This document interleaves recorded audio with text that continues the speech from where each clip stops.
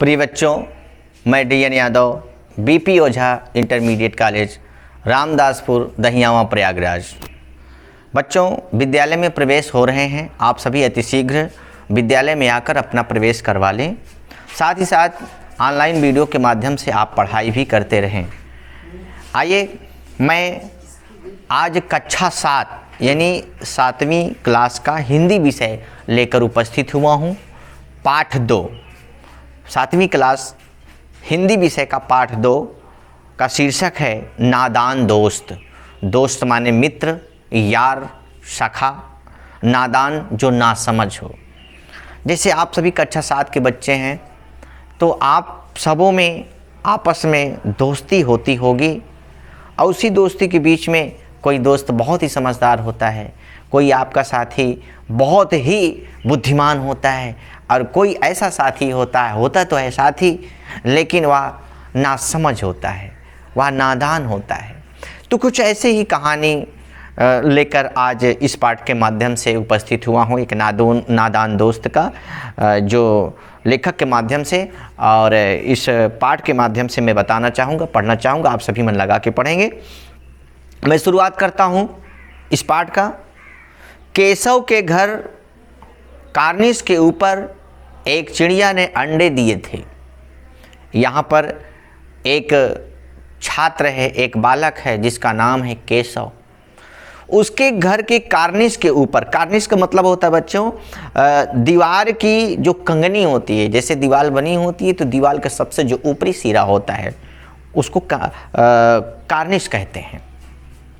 तो उस दीवार के ऊपर एक चिड़िया ने अंडे दिए थे, क्योंकि गांव में दीवार पर और कभी जो है पुराने खंडहर में, और कभी पेड़ के जो डाली होती है उस पर ऐसे ही पक्षी अंडे दे देते हैं, और बच्चों के लिए कौतूहल का विषय बन जाता है।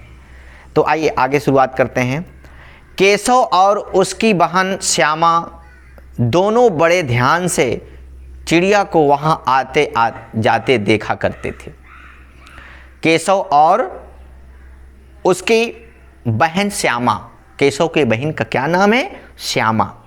दोनों बड़े ध्यान से आते जाते उस चिड़िया को देखा करते थे, क्योंकि चिड़िया का वहाँ निवास हो चुका था, और वहाँ उसी रास्ते से दोनों भाई बहन गुजरते थे तो उसको देखा करते थे। सवेरे दोनों आंखें मलते कार्निस के सामने पहुंच जाते, और चिड़िया दोनों को वहां बैठा पाते।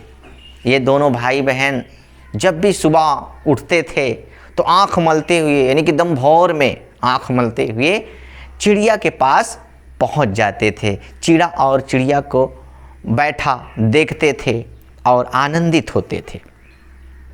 उनको देखने में दोनों बच्चों को ना मालूम क्या मज़ा आता। उन दोनों भाई बहन को, यानी बच्चों को चिड़ा और चिड़ी को देखने में, यानी चिड़िया को देखने में बहुत आनंद आता था, जिसको आप ही नहीं कोई भी बयान नहीं कर सकता। इतना आनंद आता था दोनों को। फिर क्या, दूध और जलेबी की सुध भी ना रहती थी। जो नाश्ते में सुबह सुबह दूध और जलेबी खाने के लिए श्यामा और केशव को मिलते थे, इसकी भी फिक्र नहीं होती थी। दूध जलेबी की फिक्र नहीं करते थे और चिड़िया के पास पहुंच जाते थे। दोनों के दिल में तरह तरह के सवाल उठते। कैसे कैसे सवाल उठते थे? अंडे कितने बड़े होंगे? क्या खाते होंगे? उनमें से बच्चे के पर किस तरह निकल आएंगे? बच्चों के पर कैसे निकलेंगे? घोंसला कैसा है?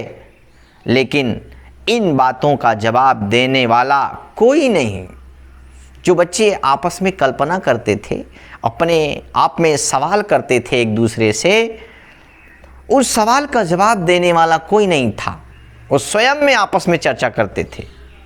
कभी कहते कि ये क्या खाते होंगे, कभी कहते ये चिड़िया के पर कब निकलेंगे, कभी कहते इनके पर निकलेंगे तो कैसे निकलेंगे, और इनका घोंसला कैसा है, ठीक ठाक है कि नहीं है, तमाम तरह का सवाल करते थे अपने मन से दोनों बच्चे। फिर आगे देखिए, उनमें से आगे पंक्ति ध्यान दीजिएगा। उसने कहा कि जवाब देने वाला कोई नहीं था। ना अम्मा को घर के काम धंधों से फुर्सत थी, ना बाबूजी को ऑफिस के काम से। दोनों पति पत्नी यानी कि उनके माता और पिता दोनों आपस में व्यस्त थे, बिजी थे। ना माताजी को अपने घर के काम धंधों से फुर्सत मिलती थी और ना ही पिताजी को ऑफिस के काम से फुर्सत मिलती थी कि इन्हें फुर्सत मिल जाए तो मैं इन पक्षियों के बारे में कुछ पूछ लूं।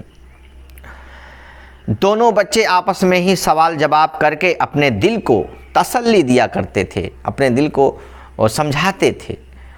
आपस में सवाल जवाब करके एक दूसरे से सवाल करते थे, पूछते थे। ऐसे ही समय बीत जाता था उनका, उन पक्षियों के बारे में चर्चा करते करते।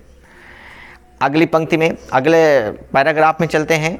श्यामा कहती, क्यों भैया, बच्चे निकलकर फुर्र से उड़ जाएंगे? ये सवाल करती थी, प्रश्न पूछती थी अपने भाई केशव से। क्यों भैया, बच्चे निकलकर फुर्र हो जाएंगे? फिर क्या? केशव विद्वानों जैसे गर्व से कहता, जैसे कोई विद्वान बड़े घमंड के साथ कहता था, बड़ी जिम्मेदारी के साथ बोला, नहीं री पगली, पहले पर निकलेंगे, बगैर परों के बेचारे कैसे उड़ेंगे? उसने अपने बहन को समझाया, नहीं री पगली, बड़े प्यार से, पहले इन पक्षियों के पर निकलेंगे। जब इनके बच्चे होंगे, अंडों से निकलेंगे तो इनके पर निकलेंगे, और आखिर बिना पैर के कैसे उड़ पाएंगे? जब उनके पर नहीं होगा तो बिना पर के कैसे उड़ेंगे? फिर क्या हुआ? श्यामा कहती, बच्चों को क्या खिलाएगी बेचारी? ये भी सवाल करती थी। इसकी जो माँ है, जो चिड़िया है, ये अपने बच्चों को क्या खिलाएगी? अंडे से बच्चे तो निकल आएंगे, लेकिन खिलाएगी क्या? ये जिज्ञासा इन बच्चों के मन में है। तो केशव जवाब देता है। केशव इस पेचीदा सवाल का जवाब कुछ ना दे सकता था। इसी तरह 3-4 दिन गुजर गए। दोनों बच्चों की जिज्ञासा दिन प्रतिदिन बढ़ती ही जा रही थी। अंडों को देखने के लिए वे अधीर हो उठते थे। जैसे जैसे अंडे देने के और बच्चे होने के करीब दिन आ रहे थे, वैसे वैसे उनकी जिज्ञासा बढ़ती जाती थी। अंडों को देखने के लिए वे अधीर उठते थे। वो अंडों को देखने के लिए बिल्कुल व्याकुल हो गए थे। फिर क्या? उन्होंने अनुमान लगाया कि अब जरूर बच्चे निकल आए होंगे। बच्चों के दाने का सवाल अब उनके सामने आ खड़ा हुआ। उन्होंने अनुमान लगाया, अनुभव किया कि अब बच्चे जरूर निकल आए होंगे अंडों में से। उन्होंने ये अनुमान लगाया। बच्चों के दाने का सवाल अब उनके सामने आ खड़ा हुआ। भाई, जब बच्चे निकल आएंगे तो उनको खाने पीने की व्यवस्था तो होनी चाहिए। इसलिए वो दोनों भाई बहन उनके खाने पीने की व्यवस्था में जुट गए, चिंता करने लगे। अगले पैराग्राफ को देखिए। चिड़िया बेचारी इतना दाना कहाँ से लाएगी कि सारे बच्चों का पेट भरे? जो चिड़िया है बेचारी इतना दाना कहाँ से लाएगी जो अपने बच्चों का पूरी तरह से पेट भरे? गरीब बच्चे भूख के मारे चूं चूं करके मर जाएंगे। ये दोनों आपस में सोच रहे हैं कि चिड़िया इतना सारा दाना कहाँ से लाएगी और गरीब बच्चे चूं चूं करके मर जाएंगे। फिर क्या? इस मुसीबत का अंदाजा करके दोनों घबरा उठे। दोनों ने फैसला किया कि कार्निस पर थोड़ा सा दाना रख दिया जाए। जब ये सवाल मन में आया कि दाना कहाँ पाएंगे, बच्चे क्या खाएंगे, तो दोनों इस मुसीबत को सोचकर, इस परेशानी को सोचकर घबरा उठे और तत्काल निर्णय लिया। क्या निर्णय लिया? कार्निस पर थोड़ा सा दाना रख दिया जाए और जो दीवार का ऊपरी वाला भाग है उस पर थोड़ा सा दाना रख दिया जाए, ये निर्णय लिया। फिर क्या? श्यामा खुश होकर बोली, तब तो चिड़िया को दाने के लिए कहीं उड़कर ना जाना पड़ेगा ना। ऐसे में जो है वो उसकी जो बहन थी श्यामा खुश होकर बोली। उसने कहा, तब तो चिड़िया को दाने के लिए उड़कर कहीं नहीं जाना पड़ेगा, अर्थात चिड़िया भी यहीं रहेगी, क्योंकि उसके खाने पीने की व्यवस्था हम लोगों के माध्यम से हो जा रही है। फिर आगे देखिए, केशव कहता है नहीं, तब क्यों जाएगी, जब उसको दाना मिल जाएगा तब क्यों जाएगी, ये केशव कह रहा है। उसके बाद श्यामा कहती है क्यों भैया, बच्चों को धूप ना लगती होगी। श्यामा अपने भाई से सवाल करती।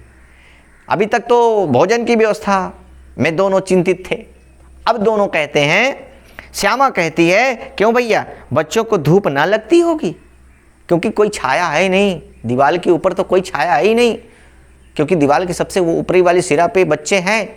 तो उसने सवाल किया कि बच्चों को धूप ना लगती होगी।